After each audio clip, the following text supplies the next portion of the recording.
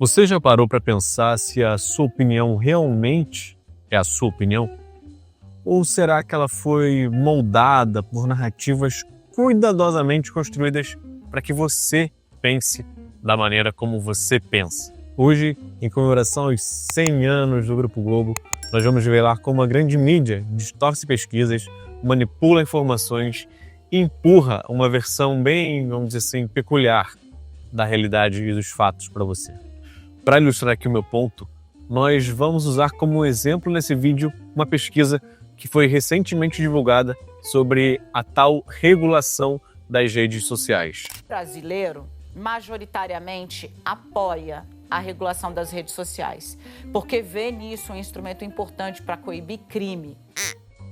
A forma como a grande mídia, especialmente a Globo, incorporada aí na jornalista Daniela Lima, interpretou e apresentou esses números é um exemplo clássico de manipulação dos dados para trazer o que eles querem te trazer com meias verdades. A Daniela Lima, já conhecida por suas interpretações burlescas sobre os fatos, reforçou uma leitura enviesada dos dados, sem oferecer contrapontos ou até uma análise assim, um pouquinho só mais profunda, com diferentes pontos de vista, por exemplo, como é esperado de uma jornalista profissional, não é verdade? Vamos mostrar para vocês aqui, então, o detalhamento da pesquisa Nexus com exclusividade aqui no Conexão Globo News. A pergunta, mãe, é essa: você apoia a regulação das redes sociais? Mais da metade, 60% diz que sim. Só 29% diz que não. Aqui, uma resistência. Esse é o núcleo duro, tá? Da reação, da resistência, do rechaço à regulação das redes sociais. O que acontece quando você pergunta ou traz o argumento mais utilizado por este grupo para travar a regulação das redes?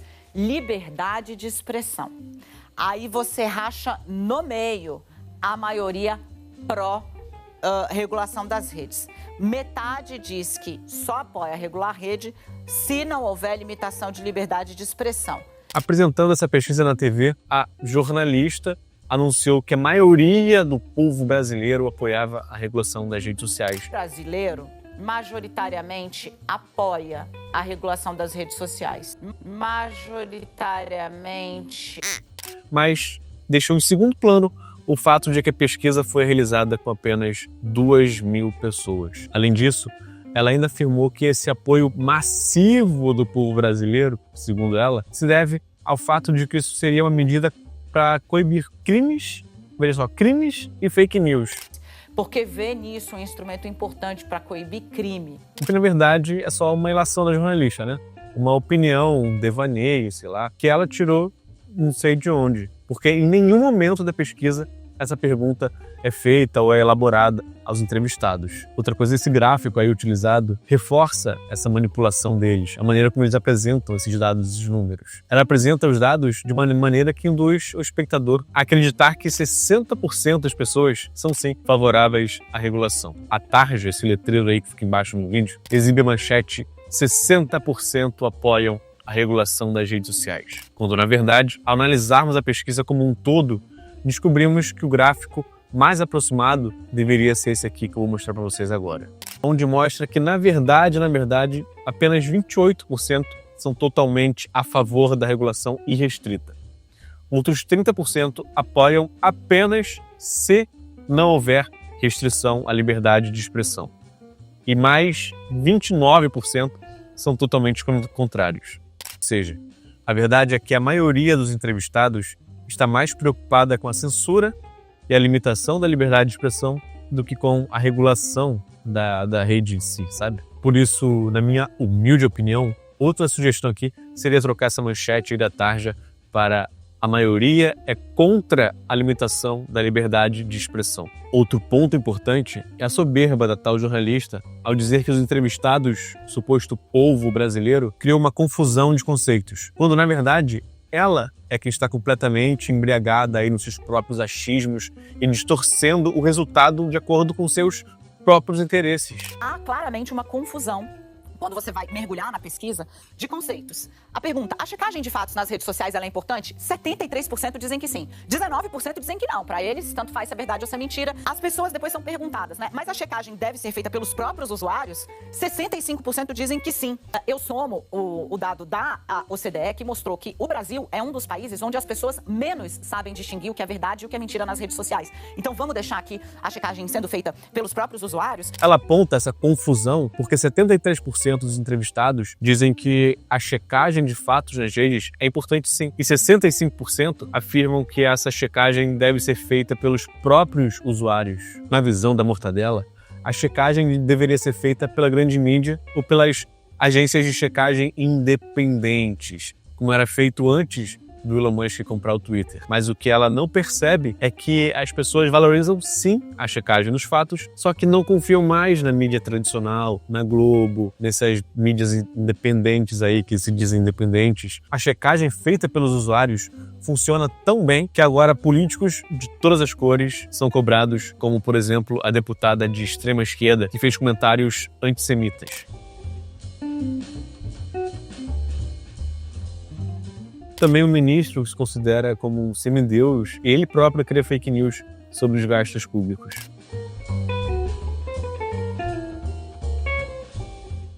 E até mesmo o próprio X não sai ileso, porque até mesmo as suas propagandas recebem os tais comentários da comunidade.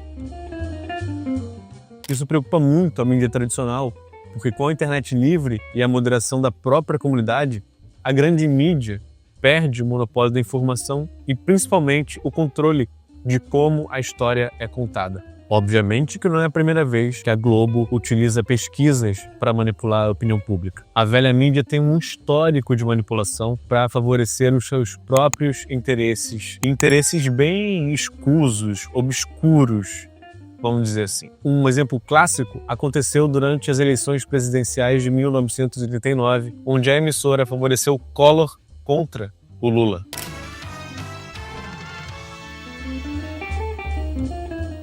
Estamos iniciando a última parte do último debate desta campanha eleitoral. Collor e Lula foram para o segundo turno. 2 debates foram transmitidos para todo o país. Lula claramente venceu o primeiro. 3 dias antes da votação, houve um segundo debate.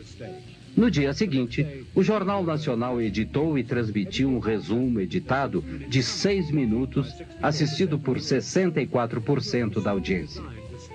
Foi especialmente montado para deter Lula e eleger Collor. Aquele último debate entre o Lula e o Collor, que ocorreu na TV Bandeirantes. Aquele debate foi a primeira coisa que ocorreu, é que o Collor foi preparado para aquele debate. E eu fui o responsável por essa preparação.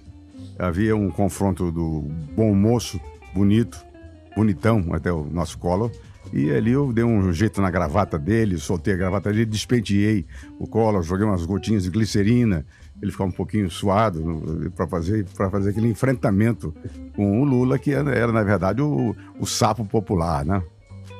Além disso, a Globo também divulgou uma pesquisa totalmente enviesada no mesmo jornal, com o objetivo lógico de manipular aí a opinião pública. Da mesma maneira dessa pesquisa aí da regulação das redes, apresentada pela Mortadela Lima, lá em 89, as perguntas também foram assim bem genéricas e sempre direcionadas para induzir a percepção que a emissora queria que as pessoas tivessem.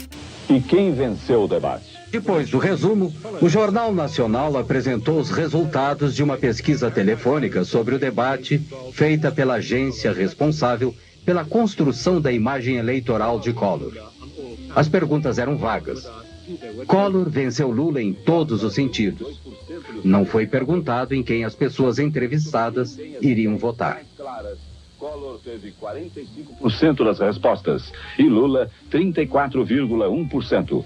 O mais preparado para governar. Collor, 48%. Lula, 30%. Ajudou a consolidar a narrativa da Globo de que o Collor era o candidato mais preparado, influenciando diretamente nas eleições daquele ano. Mas, como o mundo gira e por uma ironia do destino, em 2022, a máquina de manipulação em massa da Rede Globo estaria ao lado de ninguém mais de quem menos do que o próprio Lula. Sim, o mesmo que havia sido prejudicado pela mesma emissora lá em 1989. Portanto, o senhor não deve nada à justiça.